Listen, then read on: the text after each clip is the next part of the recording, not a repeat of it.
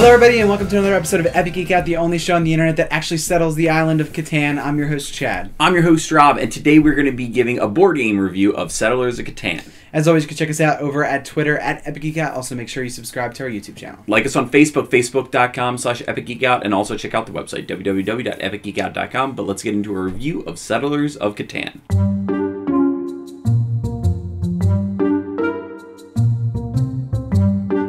So today we're talking about a board game that we've played a lot of recently.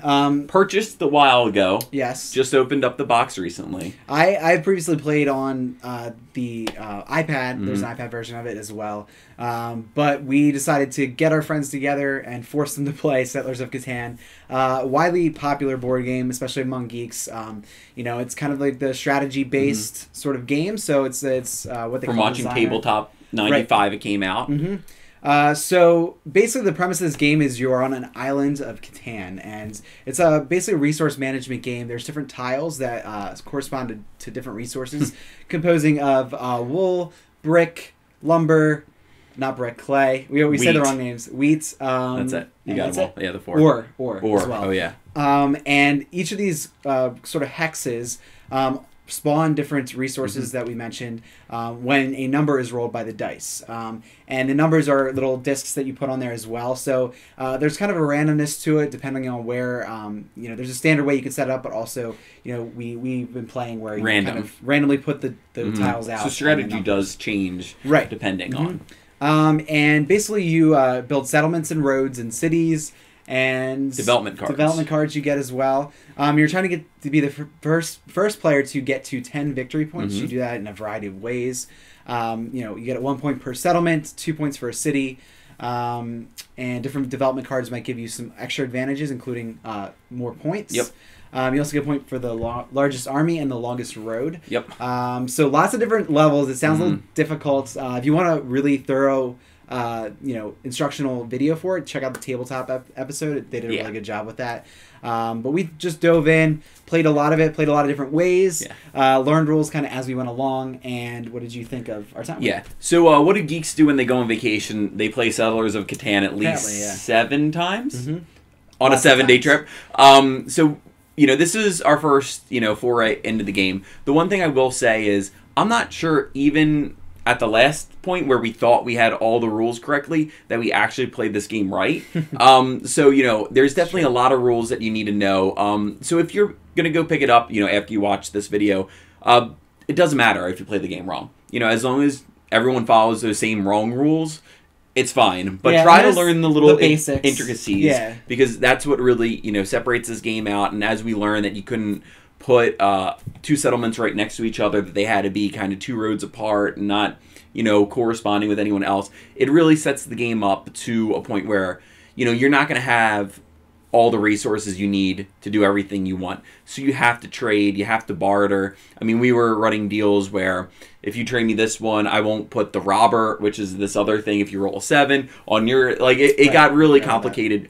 But I had a great time with it. I mean, this is the board game, and, you know, Will Wheaton said this in this tabletop episode, that he uses to get people into, like, the whole designer board game realm. Because there's elements that you've played before. Some of our friends, you know, we played with people that we thought would like it. But then by the end of the week, other people were sitting around offering suggestions, you know, making good points, and then playing themselves. People who I would never have thought would have played this game. So that's what I think was really, really great about it.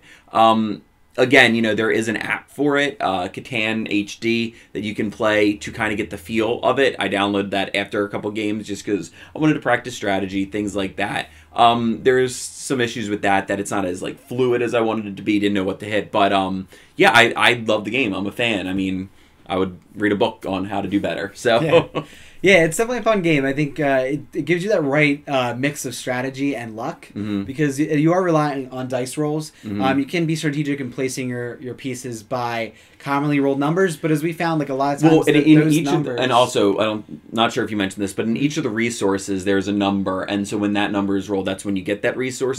So you want to put your you want to put your settlements on 8s and 6s because they're commonly rolled.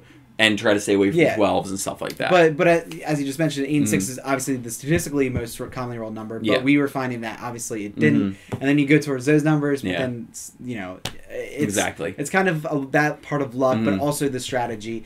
It caused a lot of fights for sure. So if you have a very competitive group of friends, it might not be the best game.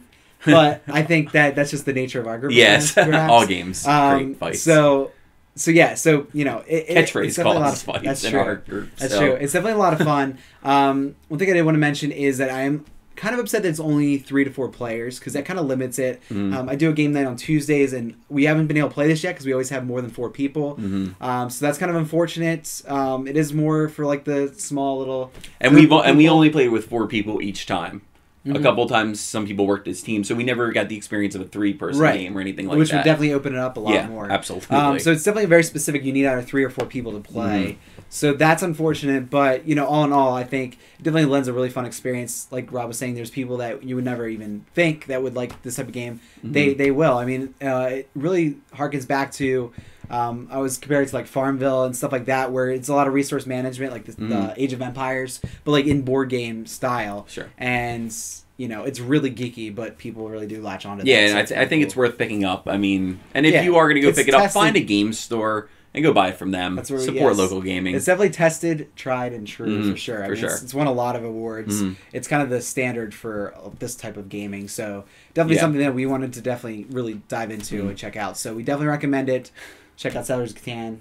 Get it at your local game store.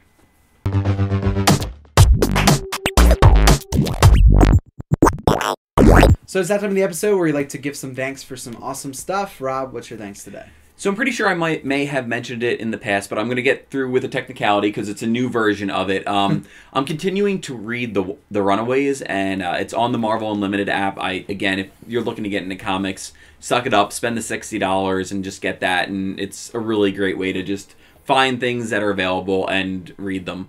The Runaways, it did a year, and then it took some time off, and then it got back in. So there are some different people involved in this run of it, but it's still following the same characters.